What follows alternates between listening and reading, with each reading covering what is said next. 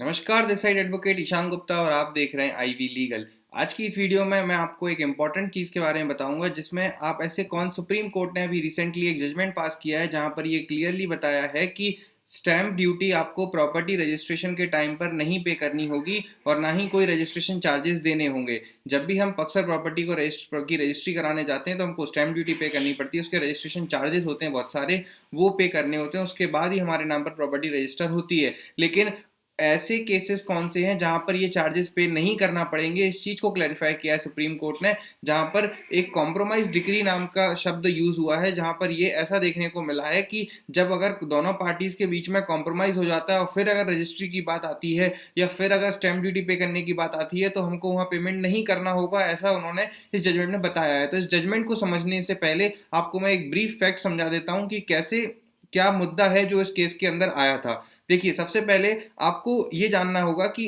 हुआ क्या है इस केस के अंदर। सबसे पहले एक ए नाम का व्यक्ति था। ए नाम का व्यक्ति था जो अपने घर में मस्त आराम से रहता था। अब ए नाम का व्यक्ति अपने घर में रह रहा था, सडनली एक दिन एक बी नाम का व्यक्ति आया बंदूक लेके और वो सीधा उसके घर में घुस गया और बी कहने लग गया कि आज से ये घर मेरा है। मतलब बी उस पर कब्जा करने लग गया ए के घर पर। अब ऐसे केस में ये तो परेशान हो ही जाएगा क्योंकि उसके घर वो उसके नाम पर रजिस्ट्री है, वो सालों से उस अपने घर में रह रहा है, लेकिन सडनली एक बी नाम का व्यक्ति आता है और वो उस पर कब्जा कर लेता है। तो ऐसे केस में ए कहाँ जाएगा? ए कोर्ट जाएगा। तो ए कोर्ट जाकर एक सूट फाइल करेगा। तो ए ने बी के अगेंस्ट सिविल सूट फाइल कर दिया। ये कहानी आपको मैं समझा रहा हूँ ताकि ये समझ में आ पाए आपको कि कौन से केसेस हैं जहां पर स्टैम्प ड्यूटी नहीं पे करना पड़ेगी, ताकि आपको पता चल पाए कि अगर भविष्य में कभी ऐसा कोई चांस आता है, ऐसी सिचुएशन बनती है, तो वहां पर आपको फिजूल में स्टैम्प ड्यूटी नहीं पे करना होगा या फिजूल में आपको सेकंड रजिस्ट्री नहीं कराना है, डबल रजिस्ट्री नहीं करानी है। तो इसलिए ए ने बी के अगेंस्ट सूट फाइल कर दिया कि कोर्ट से बोला कि आप डिक्लेयर कर दो कि ये प्रॉपर्टी मेरी ही है ताकि ये बी मुझे डिस्टर्ब ना करे, और इस बी को हमेशा परमानेंट इंजंक्शन के लिए रिलीफ सॉर्ट करी कि बी को हमेशा के लिए परमानेंटली रोक दिया जाए कि ये मेरे घर में आके किसी भी तरह की हरकत ना करे, ट्रेसपास ना करे, मेरे घर पर मेरी प्रॉपर्टी पे कब्जा ना ले। ठीक है, तो इसलिए डिक्लेरेशन मतलब घोषणात्मक डिग्री और परमानेंट इंजंक्शन मतलब स्थायी निषेधाज्ञा। तो इन दोनों की प्रार्थना चाहते हुए ए ने बी के अगेंस्ट न्यायालय में दायर कर दिया। अब सिविल सूट जैसे ही फाइल किया तो उस सिविल सूट फाइल करने के बाद बी को पता चला, जब बी के पास नोटिस गया कोर्ट से, तो बी को बी डर गया कि ये तो केस फाइल हो गया है, अब मेरे को केस लड़ना पड़ेगा। तो अगर उस केस में फिर क्या हुआ कि बी ने कॉम्प्रोमाइज के लिए अवेल किया। बी ने ए को फोन लगाया और बोला कि सुनो, मैं कॉम्प्रोमाइज करने को तैयार हूं, तुम अपना केस वापस ले लो, मैं तुम्हारी प्रॉपर्टी पे कभी कब्जा नहीं करूंगा, मैं तुम्हारी प्रॉपर्टी पे कोई भी हिंड्रेंस नहीं करूंगा, डिस्टर्ब नहीं करूंगा, आप तुम अपना आराम से रहो, मैं ये स्वीकार करता हूं कि हाँ, ये प्रॉपर्टी तुम्हारी ही है और इस पर मैं कोई भी हस्तक्षेप नहीं करूंगा। तो फिर ए मान जाता है। अब ए मान जाता है तो कॉम्प्रोमाइज हो जाएगा। तो ऑर्डर 23 ऑफ सीपीसी के तहत अगर दोनों पार्टीज के बीच में कॉम्प्रोमाइज हो गया है तो पार्टी जिसने केस लगाया था, मतलब हमारे के प्रेजेंट एग्जांपल में ए, वो केस को विड्रॉ कर सकता है। तो अब कॉम्प्रोमाइज हो गया तो ए ने क्या किया, अपने केस को वापस ले लिया। अब जब ए ने अपने केस को वापस ले लिया तो यहां पर आ जाती है समस्या रेवेन्यू कलेक्टर के साथ। अब रेवेन्यू कलेक्टर कहता है कि देखिए, आपने केस फाइल किया था कि डिक्लेयर कर दे कोर्ट की आप ही प्रॉपर्टी के ओनर हो, और कोर्ट ने डिक्लेयर कर दिया कि अब आप ही प्रॉपर्टी के ओनर हो, तो अब आप इसकी रजिस्ट्री कराओ। अब आप इसकी रजिस्ट्री कराओ क्योंकि ये एक कन्वेयंस माना जाएगा, क्योंकि सेक्शन रेवेन्यू कलेक्टर ऐसा कह रहा है ए को कि ये सेक्शन 3 ऑफ स्टैम्प एक्ट के तहत ये एक ट्रांसफर है, ये एक कन्वेयंस है जिसमें कोर्ट बोल रहा है कि हाँ, आप एंटाइटल्ड हो, आप ही ओनर हो। तो ऐसे केसेस में अब आपको रजिस्ट्री कराना पड़ेगी और स्टैम्प ड्यूटी पे करना पड़ेगी, तभी वो आपके नाम होगा रिकॉर्ड में। क्योंकि ये केस चल रहा था, विवादित संपत्ति थी, अब विवाद क्लियर हो गया है, तो विवाद क्लियर हो गया है तो आप फिर से रजिस्ट्री कराओ और स्टैम्प ड्यूटी दो। ऐसी समस्या आई। तो यहां पर फिर ए ने बोला कि भाई मैं तो ऑलरेडी ओनर हूं इस प्रॉपर्टी का। ए ने जब कोर्ट में केस फाइल किया तो ये केस आया सुप्रीम कोर्ट तक, Mukesh versus state of MP के तौर पे, जिसमें जहां पर ये समस्या आई और ए ने बोला कि मैं स्टैम्प ड्यूटी क्यों पे करूं, क्योंकि अगर 1 करोड़ रुपए की प्रॉपर्टी है, उसमें 2-3% के हिसाब से भी अगर वहाँ टैक्स लगता है तो वो लाखों में जाता है स्टैम्प ड्यूटी अगर लगती है। तो इतने लाख रुपए, XYZ लाख रुपए अमाउंट में क्यों स्टैम्प ड्यूटी दूं जब ऑलरेडी मैं एक बार दे चुका हूं और मैं ओनर हूं उस प्रॉपर्टी का।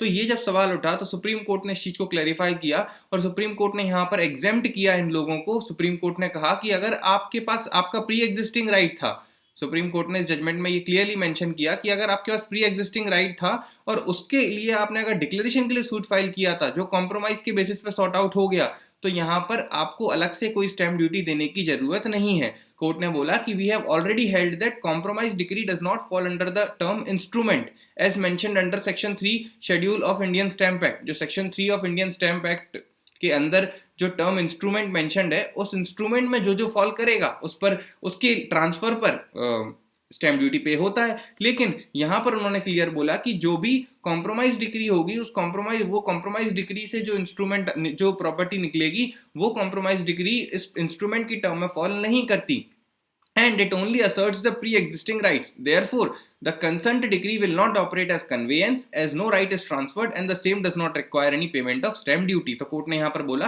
कि ए का तो प्री एग्जिस्टिंग राइट था, वो तो बस इंजंक्शन और डिक्लेरेशन लेने आया था कोर्ट से कि मेरे पास राइट है, मुझे पता है, लेकिन ये सामने वाला कह रहा है कि मेरे पास राइट नहीं है, इसलिए कोर्ट आप डिक्लेयर कर दो कि मेरा राइट है। तो इस प्री एग्जिस्टिंग राइट को अगर कोर्ट डिक्लेयर कर देता है और ये कॉम्प्रोमाइज डिक्री के थ्रू सूट अगर विड्रॉ हो जाता है, तो ऐसे केस में कोई कन्वेयंस नहीं हुआ, कोई राइट का ट्रांसफर नहीं हुआ।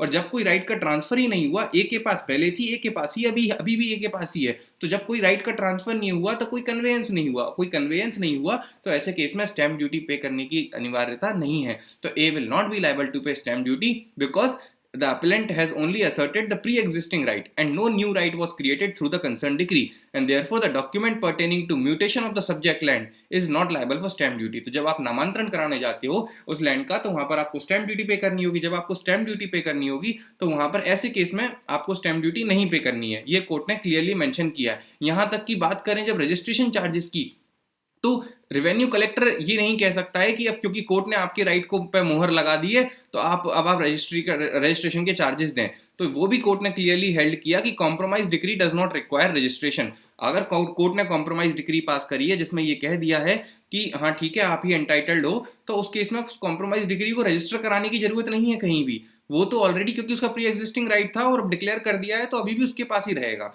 तो कोई रजिस्ट्रेशन की रिक्वायरमेंट नहीं होती, किसी भी तरह की स्टैम्प ड्यूटी पे नहीं करनी होती। तो भविष्य में ये आपको ध्यान रखना है कि अगर कभी ऐसी सिचुएशन आती है जहां पर आपके अगेंस्ट कोई आपकी प्रॉपर्टी पे कोई हस्तक्षेप करता है और आप उसके लिए परमानेंट इंजंक्शन और डिक्लेरेशन के लिए फाइल करते हैं और कॉम्प्रोमाइज डिक्री के थ्रू वो सूट सेटल हो जाता है, तो अब यहाँ पर रेवेन्यू कलेक्टर आपका शोषण ना कर पाए, इसलिए ये सुप्रीम कोर्ट तक बात पहुंची। हाईकोर्ट ने इसके कॉन्ट्रेरी बोला था। हाईकोर्ट ने बोला था कि नहीं, रेवेन्यू कलेक्टर, क्योंकि ये कन्वेयंस है, ट्रांसफर है राइट का, तो revenue collector will charge stamp duty and you have to pay it. But supreme court ने उसको क्लैरिफाई किया कि नहीं, अगर प्री एग्जिस्टिंग राइट था जिसका कोई ट्रांसफर ही नहीं हुआ है तो फिर उस केस में स्टैम्प ड्यूटी पे करने की बात ही नहीं आती और कॉम्प्रोमाइज डिक्री के रजिस्ट्रेशन की जरूरत नहीं है। ठीक है, तो ये इस पोजीशन को लॉ ने क्लैरिफाई कर दिया है। अगर आपको ये इन्फॉर्मेशन अच्छी लगी है तो कमेंट सेक्शन में जरूर आप लिखें कि आपको क्या, आपकी नज़र में क्या है, ऐसा स्टैम्प ड्यूटी एग्जेम्प्टेड होना चाहिए या नहीं, और हमारे चैनल को सब्सक्राइब करें ताकि ऐसे ही लीगल अपडेट्स के बारे में आपको जानकारी मिलती रहे। ये जजमेंट क्योंकि एकदम रीसेंट जजमेंट है, सुप्रीम कोर्ट के द्वारा पास किया गया है ऑन 20th दिसंबर 2024। ठीक है, तो दो जज की बेंच के द्वारा पास किया गया है, JB Pardiwala and R Mahadevan. ठीक है, गुड बाय, थैंक यू।